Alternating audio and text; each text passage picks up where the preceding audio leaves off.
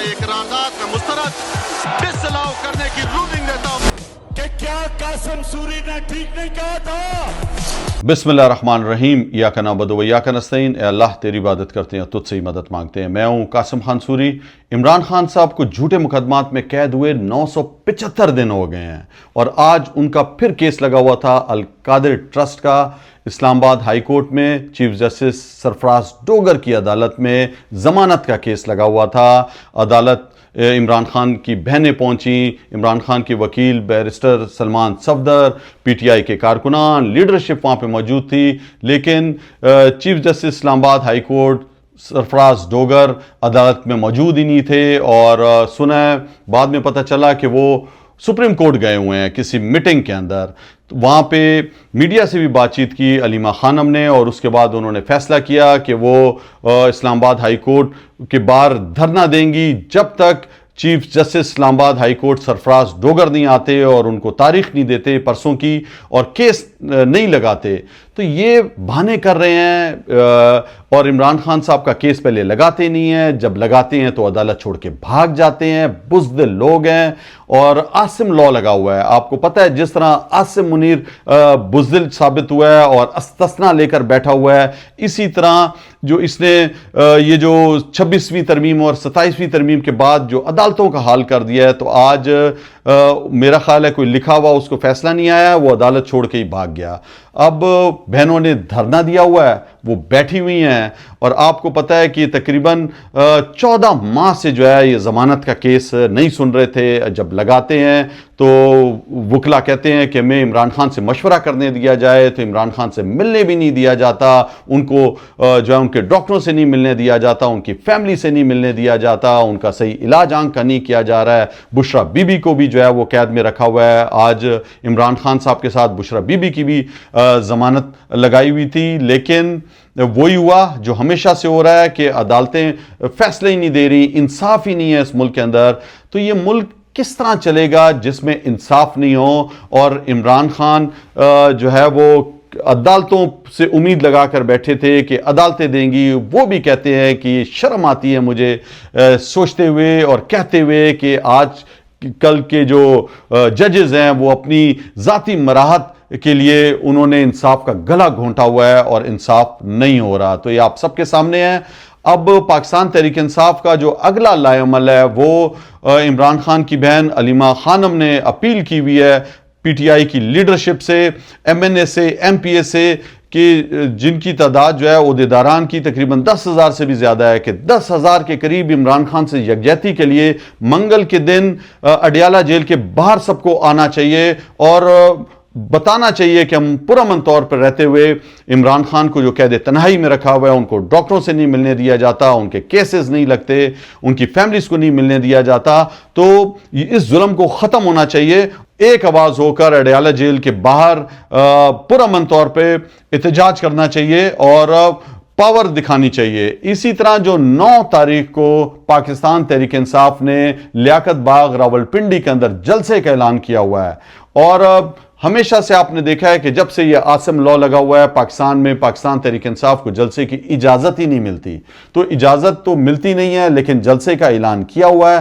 انہیں پتہ ہے کہ عوام تنگ ہے، چاہے وہ پاکستان کے اندر مزدور ہوں، لیبر یونین ہو، کسان ہوں، تمام تنگ آ چکے ہیں اس مہنگائی سے، اور جو یہ بڑے بڑے دعوے کرتے تھے کہ اب تو جو ہے وہ پاکستان آج کے بعد اونچی اڑان اڑے گا، اونچی اڑان تو یہ خود اڑ گئے ہیں، جہازوں میں گھومتے ہیں، عوام کو دربدر نیچے چھوڑ دیا، پیٹرول بم مار کر ان پر مہنگائی کر کر۔ تو انہیں پتہ ہے کہ لیاقت باغ کے اندر یہ جو جلسہ ہے اگر ہم نے اجازت دے دی تو یہ تو بہت بڑی تعداد میں لوگ آئیں گے، اور جلسہ گاہ تو پہلے ہی گھنٹے میں بھر جائے گی۔ انہیں پتہ ہے کہ پاکستان تحریک انصاف اور عمران خان کے ساتھ 90% عوام ہے۔ عوام کو ڈرانے، دھمکانے، مارنے کے باوجود جو ہے عوام آج بھی عمران خان کے ساتھ کھڑی ہے، کیونکہ عمران خان خود ڈٹ کے کھڑا ہوا ہے۔ عمران خان ڈیل نہیں کر رہا، یہ چاہتے ہیں کہ کسی طرح عمران خان کو جو ہے وہ خوفزدہ دیکھ لیں، لیکن عمران خان کے نام سے یہ خود خوف زدہ ہیں، خود ڈرتے ہیں۔ آج عاصم منیر اور اس کی پوری ٹیم، یہ جو فارم 47 کی اس نے جو ٹیم بٹھائی ہوئی ہے، یہ سارے ڈرپوکوں کا ٹولہ، چوروں کا ٹولہ، یہ سب کے سب جو ہیں وہ ڈرتے ہیں عمران خان سے. اور عمران خان وہ ہے جس سے عوام پیار کرتی ہے اور عوام اس کے ساتھ کھڑی ہے. تو یہ جلسے کی اگر اجازت مل گئی تو میں آپ کو یقین سے کہتا ہوں کہ امڑ کے آ جائیں گے پورے پاکستان سے لوگ، چونٹیوں کی طرح نکلیں گے اور یہ جلسہ بھر جائے گا. جلسہ گاہ میں نے خود دیکھا ہوا ہے، کئی دفعہ جلسے کیے ہوئے ہیں لیاقت باغ کے اندر. تو اب دیکھنا یہ ہے کہ اجازت دیتے ہیں تو ایک جلسہ ہوگا، اور اگر اجازت نہیں دیتے تو پھر پورے پاکستان کے ہر ضلع کے اندر لوگ نکلیں گے، لیڈرشپ کے ساتھ کارکنان نکلیں گے، عوام نکلے گی، اور پورے پاکستان میں پھر جلسے ہوں گے. اگر ایک جلسہ روکیں گے تو پورے پاکستان میں ان کو جلسے ملیں گے. اور اب صبر کا پیمانہ جو ہے لبریز ہو چکا ہے، اور جو انہوں نے ہتھ کنڈے اختیار کیے ہوئے ہیں، یہ سمجھتے ہیں کہ شاید اب قیادت جو ہے وہ ڈر گئی ہے، ورکروں کو نہیں نکال سکتی ہے، تو ورکر جو ہے وہ اب خود نکلیں گے، قیادت کو بھی مجبور کریں گے، قیادت کو بھی نکلنا پڑے گا، اور ورکروں کے ساتھ عوام بھی نکلے گی. اب ختم ہو گیا وہ سب کچھ. یہ جو ٹرک کی بتی کے کبھی ہمیں پیچھے لگاتے تھے، کبھی کہتے تھے کہ جی گولیاں مار دیں گے، کس کس کو گولیاں ماریں گے؟ 25 کروڑ عوام کا یہ ملک ہے. یہ اس طرح نہیں ہو سکتا کہ تم ابھی وہ جبر اور ظلم دکھاؤ. اب سب کو پتا چل گیا ہے کہ تمہاری حیثیت کیا ہے. تم تو نام لیتے ہوئے بھی اسرائیل کا ڈرتے ہو. آج آپ دیکھیں 38 دن ہو گئے ہیں امریکہ اسرائیل نے جو جنگ مسلط کی ہوئی ہے ایران پر، اور اب آپ دیکھیں کہ ڈونلڈ ٹرمپ نے جس بیہودہ طریقے سے اور جو گندی گالیاں دی، کہیں پہ بھی سفارتی آداب میں یہ نہیں ہے کہ آپ اس طرح کی زبان استعمال کریں. جو انہوں نے اپنے سوشل میڈیا پر پیغام دیا اور گندی گالیاں لکھیں، تو یہ ایک افسوسناک مرحلہ ہے. اس لیے کہ دیکھیں جو جیت رہا ہوتا ہے وہ پر اعتماد ہوتا ہے. وہ کبھی بھی اپنے آرمی چیف کو جو ہے وہ جبری ریٹائرڈ نہیں کرتا، ہٹاتا نہیں ہے، بلکہ وہ خوش ہوتا ہے اور اس کو سراہتا ہے. آپ دیکھیں ڈونلڈ ٹرمپ جو ہے وہ اگر جیت رہا ہوتا تو وہ خوش ہوتا اور کبھی بھی ایک گندی زبان استعمال نہیں کرتا. آپ کو پتہ ہے جو ہار رہے ہوتے ہیں، جو گھبرائے ہوئے ہوتے ہیں، جن کا گیم پلان کام نہیں کر رہا ہوتا، وہ اس طرح کی باتیں کرتے ہیں. اور آج افسوس سے کہنا پڑتا ہے کہ ڈونلڈ ٹرمپ جو دنیا کا سب سے بڑا جمہوری ملک ہے اس کے صدر ہیں، لیکن ان کا عمل اس طرح ظاہر نہیں کرتا کہ اتنے بڑے جمہوری ملک کے ایک صدر کو اس طرح کی زبان استعمال نہیں کرنی چاہیے. امریکہ کے اندر بھی کانگریس کے اندر، سینٹ کے اندر آوازیں اٹھ رہی ہیں کہ یہ ایک مہذب معاشرے کی علامت نہیں ہے. امریکن جو ہیں وہ خود بذات ایک مہذب لوگ ہیں، پیار کرنے والے لوگ، لیکن جو صدر کی جو زبان تھی وہ ناقابل برداشت تھی. اور بہت سے ایرانی لیڈران کا بھی بیان آیا ہے اور انہوں نے بھی کہا ہے کہ یہ کون سی زبان استعمال ہو رہی ہے، یہ تو ایک ہارے ہوئے صدر کی زبان لگتی ہے جو گھبرایا ہوا ہے، جو جھلجھلاہٹ کے اندر، پریشانی کے اندر اس طرح کی باتیں کرتے ہیں. تو ڈونلڈ ٹرمپ کا جو بیان آیا ہے، اور انہوں نے اس بیان میں بھی کہا ہے کہ تھوڑے سے حصے کو چھوڑ کر باقی تمام ایران کو تباہ کر دیا جائے گا. تو آپ سوچیں کہ کس جنگ میں بین الاقوامی جو ہے وہ قانون کے تحت یہ وہ بات کر رہے ہیں. اس کے اندر تو اقوام متحدہ کو ایکشن لینا چاہیے، تمام ملکوں کو آواز اٹھانی چاہیے کہ یہ تو جنگ نہیں ہے، یہ تو پوری ایک نسل کشی کی طرف جا رہے ہیں. اور اسرائیل آپ کو پتہ ہے وہ تو مزے لے رہا ہے، وہ اس نے تو کندھا استعمال کیا ہوا ہے امریکہ کو آگے کر دیا ہے. خود پیچھے سے وہ چاہتا ہے کہ تمام مسلمان ممالک آپس میں لڑیں، خلیجی ممالک بھی تباہ ہو جائیں، سعودی عرب بھی خدا نخواستہ تباہ ہو جائے، ایران بھی تباہ ہو جائے، اور سارے جو ہے وہ ان کے بجلی گھر تباہ ہو جائیں، ان کے واٹر پلانٹس تباہ ہو جائیں، ان کے اسکول کالجز اور ان کے لوگ بھی شہید ہو جائیں. اب آپ دیکھیں کہ اگر وہ جو کہہ رہے ہیں کہ تھوڑے سے علاقے کو چھوڑ کے تمام ایران پر ہم بمباری کر دیں گے، اس کو پتھر کے زمانے میں لے جائیں گے، تو آپ سوچیں یہ کس طرح کی سوچ ہے. یہ تو کوئی مہذبانہ سوچ نہیں ہے، یہ تو ایک نسل کشی ہے. اور آپ اگر اپنے ہدف پورے نہیں کر سکتے تو اس طرح کی باتیں کسی بھی مہذب معاشرے میں زیب نہیں دیتی اور دنیا کو اس پر ایکشن لینا چاہیے. اس لیے کہ آپ جنگوں میں جو ٹارگٹس ہوتے ہیں فوجی ٹارگٹس ہوتے ہیں آپ اس کو نشانہ بناتے ہو, آپ شہری حلقوں کو نشانہ نہیں بناتے. تو یہاں پر تو یونیورسٹیز کو نشانہ بنایا گیا ہے, اور اب تازہ ترین جو اطلاع آئی ہے اس کے اندر تہران کے اندر شریف یونیورسٹی جو ہے اس کو نشانہ بنایا گیا ہے.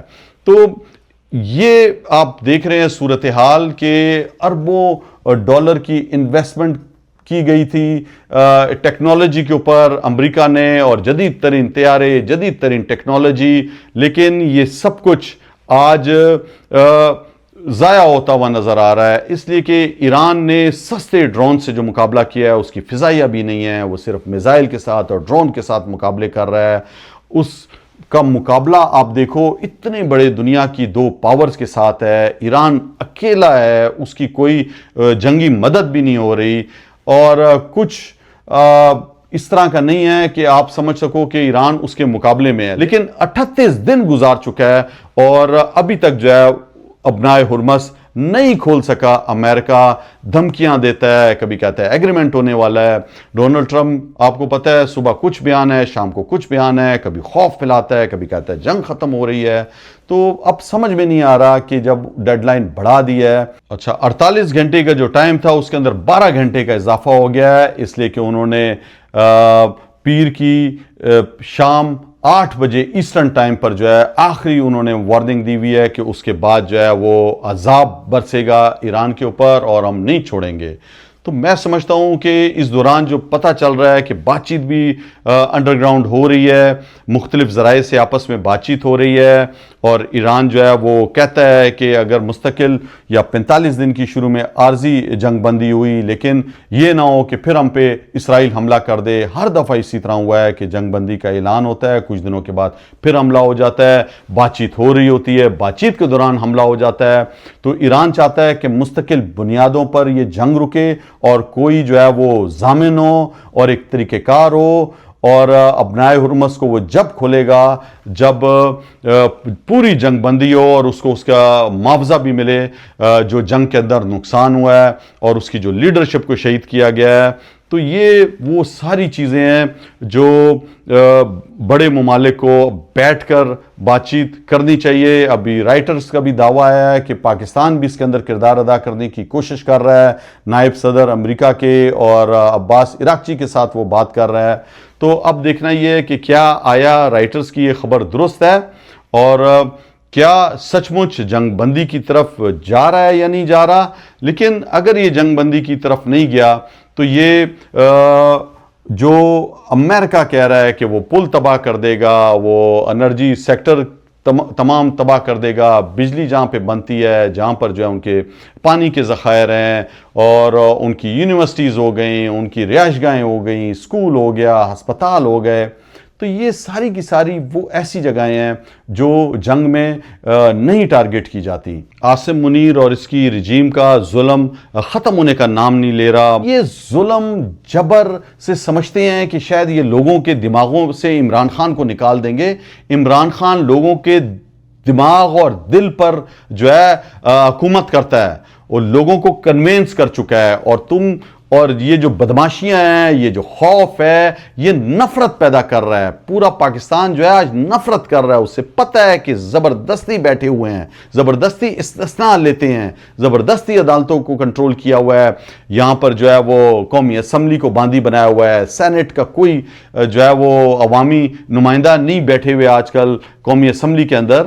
تو یہ جتنی بھی ڈمی حکومتیں انہوں نے بنائی ہوئی ہیں, سب کو پتہ ہے کہ یہ خوف پھیلاتے ہیں اور بزدل ہیں. عمران خان دلوں پہ جو ہے وہ حکمرانی کر رہا ہے, لوگوں کی یاد کر رہے ہیں, لوگ دعائیں مانگتے ہیں, ہاتھ اٹھاتے ہیں عمران خان کے لیے کہ کسی طرح اللہ تعالیٰ جو ہے وہ عمران خان کو رہا کرے, کسی طرح عمران خان جو ہے وہ باہر آئے. اور اب جو پاکستان کے حالات ہو رہے ہیں اور جس طریقے سے معیشت تیزی سے گرتی جا رہی ہے, اور آپ دیکھیں جس طریقے سے خارجہ پالیسی ان کی جو ہے وہ ناکام ترین ہوتی جا رہی ہے, چائنا ان سے ناراض, اب یو اے ای نے جو تقاضا کر دیا ہے پیسوں کا، تو جس طرح جو ہے وہ اسحاق ڈار نے پاکستان میں میٹنگ بلائی اور میٹنگ کے اندر جو ہے جو باتیں کھلیں کہ جس طریقے سے انہوں نے کہا کہ منہ پہ پیسے مار دیں جو وہاں پہ لوگ تھے، تو یہ سفارتی تہذیب نہیں ہے.